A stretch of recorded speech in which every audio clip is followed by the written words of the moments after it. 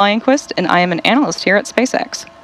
Welcome to our live launch coverage delivering 24 Kuiper satellites to orbit on behalf of our customer, Amazon. Today's mission is named KF-01 for the first Falcon 9 launch for Amazon's Project Kuiper. Project Kuiper is Amazon's low Earth orbit satellite constellation, which will provide fast, reliable internet to customers and communities around the world.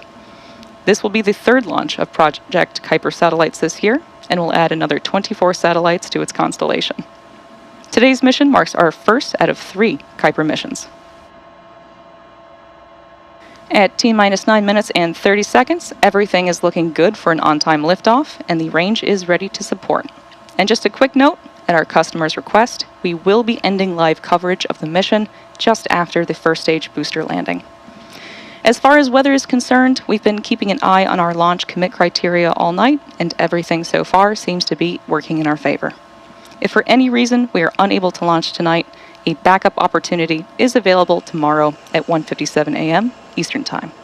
And with that, let's take a moment to learn a bit more about the vehicle supporting today's mission.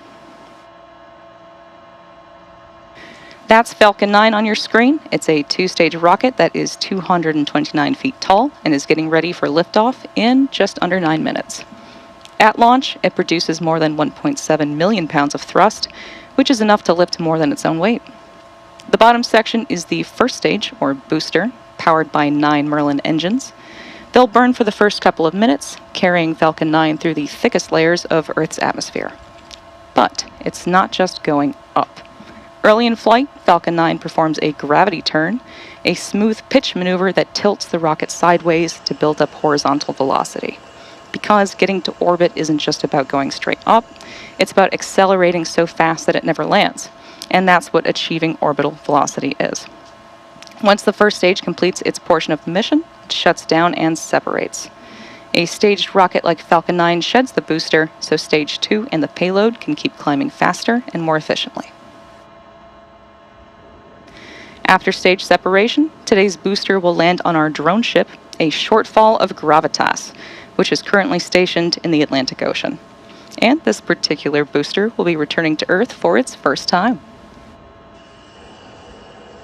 The second stage will take over from there, powered by a single Merlin vacuum engine, also known as the MVAC. With its extended nozzle and optimized design, the MVAC drives maximum performance in the vacuum of space. And topping it all off is the payload fairing, a 17-foot wide carbon composite shell that protects the satellite during the uphill trip through the atmosphere. About 3 minutes into flight, both halves of the fairing will separate and parachute back to Earth. Now, both of these fairing halves have seen multiple flights. One is flying for its 28th time today, and the other is flying for its 27th. If recovery goes to plan, the fairings will be pulled from the ocean and prepped to fly again. So much of what makes Falcon 9 remarkable happens in flight. Those stages separating, the first stage landing itself on a drone ship in the middle of the ocean, the fairings parachuting back, all to get ready for another flight to space. Every part of Falcon 9 is part of a larger design that comes together to do one thing: escape gravity. And that is the first step in building our multiplanetary future. At T-minus 6 minutes and 23 seconds, Falcon 9 is tracking no issues, and our payload is looking healthy. Falcon 9 has been loading propellant since T-minus... Stage 1, RP1 load is complete. Good call out there. We've been loading propellant since T-minus 35 minutes, and we're expected to finish loading at T-minus 2 minutes.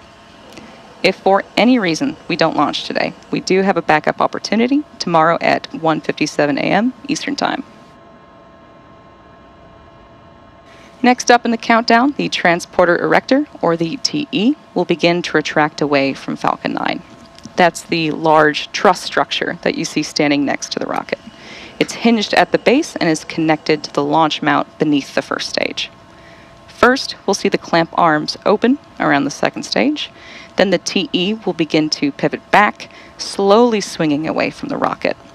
It'll reach its full recline by T-minus 3 minutes and 40 seconds.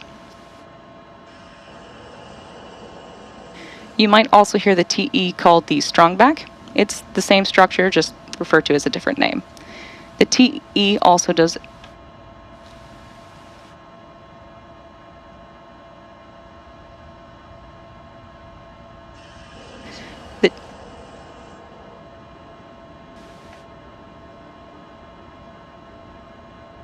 The TE also does a lot more than just lean. Or strong back retract.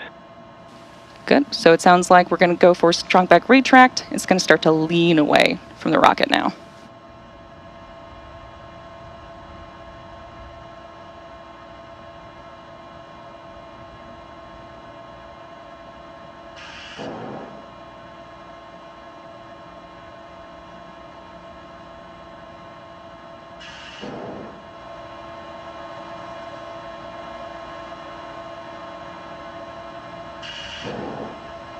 We should be expecting those clamp arms under the second stage to start opening up. It'll take about 15 seconds for them to fully open. And there they go. Once they're out of the way, the strong back can recline away from the vehicle and give it room for liftoff.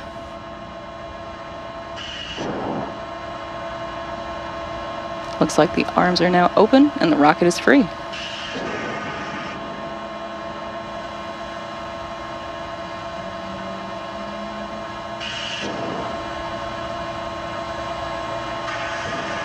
You can see it slowly starting to move away from the rocket now. Strong back retract has started. Right now, both stages are nearly fully loaded with about 1 million pounds of propellant. That includes RP1, a highly refined kerosene, and liquid oxygen, chilled to under 300 degrees below zero. Propellant is loaded late in the countdown, and that's intentional. Colder propellants are denser, and denser propellants mean more performance out of the same tanks. The colder it is, the more mass that you can move.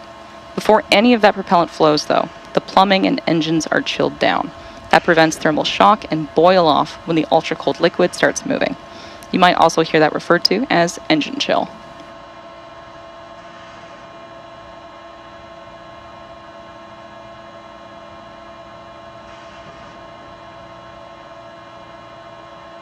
Stage 1, LOX load is complete.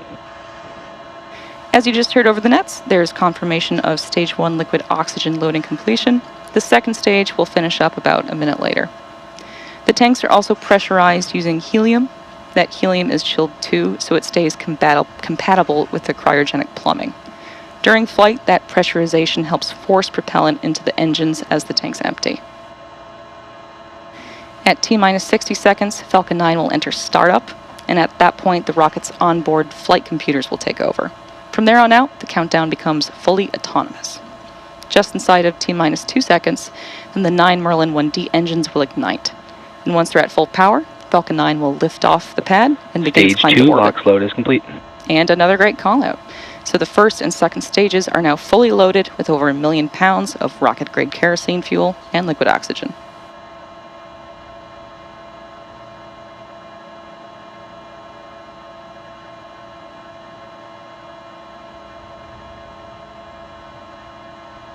You've probably noticed those white clouds that are venting from the rocket. That's not smoke, it's actually condensation. As the liquid oxygen warms slightly inside the tanks, some of it boils off. That gas is then vented to manage the pressure. When the vented oxygen hits the warm, humid Florida air, it instantly condenses into those clouds. It's the same principle as your breath on a cold morning, just on a much, much bigger scale. As of now, the satellite remains healthy and the rocket is tracking no issues. Weather looks green and the range is clear to support our scheduled liftoff of 2:30 a.m. Eastern Time.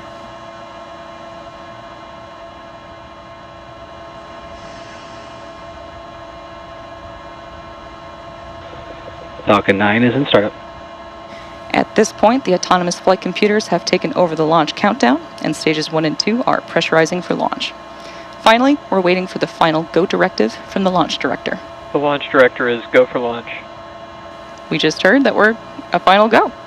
With that, Falcon 9 is fully fueled in startup and heading into the final seconds before launch. Let's listen in to the countdown. 30 seconds.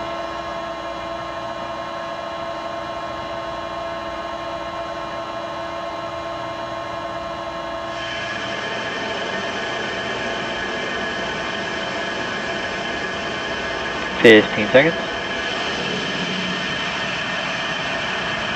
T-minus 10, 9, 8, 7, 6, 5, 4, 3, 2, 1.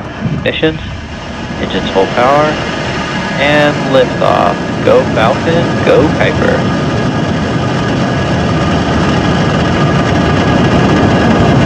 Vehicle is pitching downrange.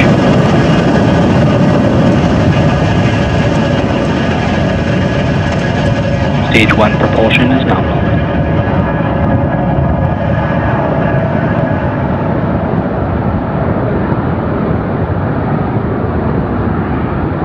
At T plus 30 seconds and counting, Falcon 9 has successfully lifted off from Space Launch Complex 40 at Cape Canaveral Space Force Station. In just a few seconds, we'll throttle the engines down in preparation for max Q, the period of maximum aerodynamic pressure. To help go from vertical to horizontal, the first stage performed a pitch kick just after liftoff, about 10 seconds into flight, which is a maneuver known as a gravity turn. The engines gimbal a small amount, and that slowly turns the first stage from going straight up. Falcon 9 is supersonic. To going horizontal with the help of gravity. And eventually, will be roughly horizontal to Earth as we achieve orbit. Max Q. And there's the call out for max Q. Continuing on the timeline, everything's looking good. The rocket typically needs to go 17,500 miles per hour horizontally in order to avoid being pulled back down to Earth and get into orbit. You can track our progress to orbit by watching the left corner of your display. That's going to show us the first stage velocity and altitude. Now we have several events coming up in quick succession, and we should hear all of these called out by Mission Control, starting with main engine cutoff, or MECO, then stage separation, SES-1, and fairing separation. MECO is where we shut down all 9 M1D engines on the first stage. Then stage separation is when the first and second stages of Falcon separate from one another.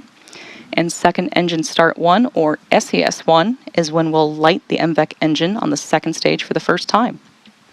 Then less than a minute later, the fairing will then jettison from the second stage, as it's no longer needed to protect the payload once we're in space. So let's keep an eye out for these events happening back to back, all coming up in about 10 seconds from now.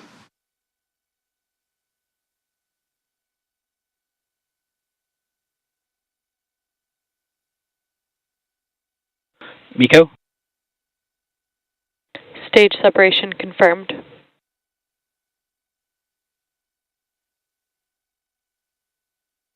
Stage 2 startup.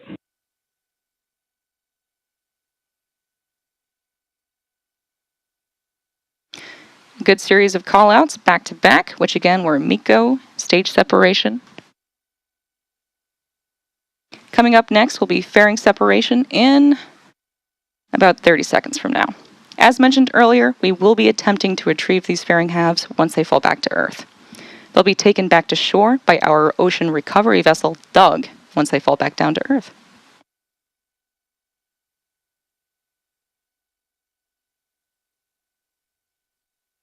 And we should be hearing that call out for fairing separation in just about 10 seconds from now.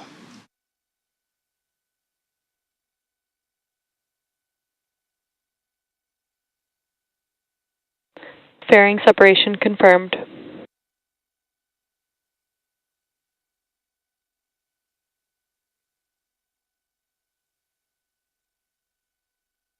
There's a good call out for fairing separation.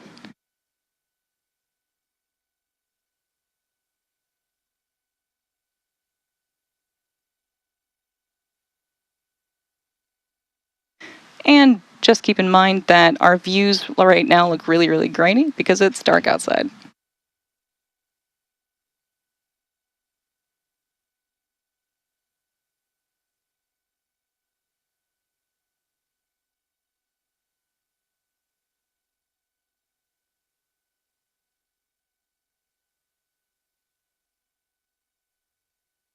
We are T plus 4 minutes and 26 seconds into today's mission.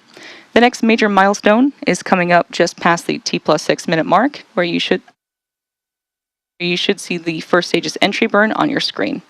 To start the entry burn, we will relight 3 M1D engines on the first stage, starting with the center engine known as E9, followed shortly by the E1 and E5 engines. This helps slow down the vehicle as it passes back into the Earth's denser lower atmosphere. We need to slow the rocket down to reduce re-entry forces, which then helps us recover and reuse the first stage. We're still over a minute away from the beginning of the entry burn, and you can check out the telemetry on the bottom of your screen and see that our second stage is still picking up speed and heading towards its destined orbit. On your right screen, you can see that engine burn, and the left side, you can see the first stage decelerating and making its way back to Earth.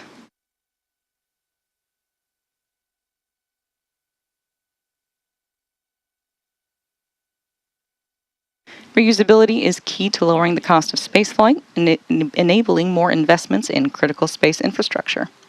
Though the Falcon 9 first stage that is supporting today's mission is performing this entry burn for the first time tonight, the payload fairings are already flight proven, with one half flying for its 27th time and the other half flying for its 28th time.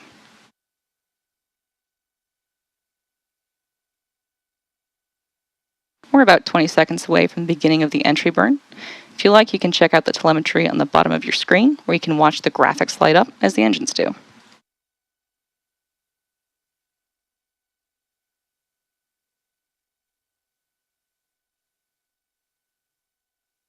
Stage 1 FTS has saved.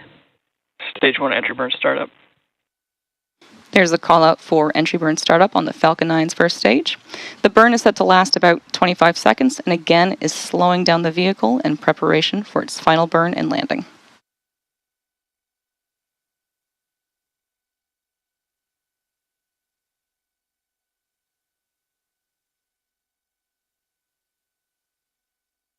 Stage 1 entry burn shutdown. And there's the call out for entry burn shutdown, the completion of the Falcon 9 first stage's entry burn. Coming up next will be the first stage's landing burn, Stage 2 FTS has saved, which is going to start a little over a minute from now. The Merlins on the Falcon first stage are optimized for sea level, and these achieve 190,000 pounds of thrust each during ascent and descent. The single MVAC engine on the second stage has a much wider nozzle and is optimized to operate in space, producing over 220,000 pounds of thrust in vacuum. Coming up next, we'll start our landing burn on the first stage, followed quickly by the MVAC engine shutdown on the second stage.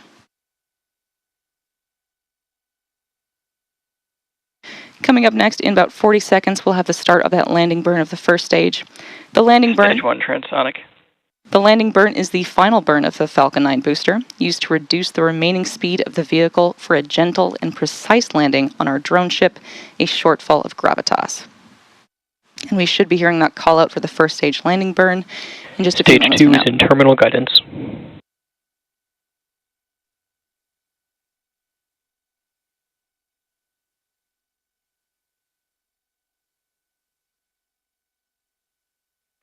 Stage 1 landing burn. Good call out for landing burn start on the Falcon 9 first stage. And this is the final burn that this booster will see before touching down on a shortfall of gravitas.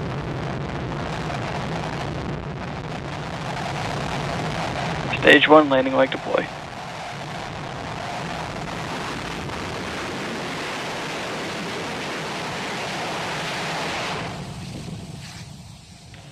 Stage 1 landing confirmed. There's the call out for a successful landing of our Falcon 9 rocket. This was the first launch and landing for this first stage. Nominal orbit insertion. Good call out too. A great way to cap off this early morning mission. As we mentioned at the top of the show, at our customer's request, we will be ending our live coverage now that the booster has landed. So let's wrap up tonight's broadcast. All of us here at SpaceX want to thank our customer, Amazon. We also want to thank the Eastern Range and Federal Aviation Administration for supporting this mission. If you're interested in more launch coverage, be sure to check out spacex.com/launches for the most up-to-date information. And remember to follow @SpaceX on X. Thank you for tuning in, and we'll see you again soon.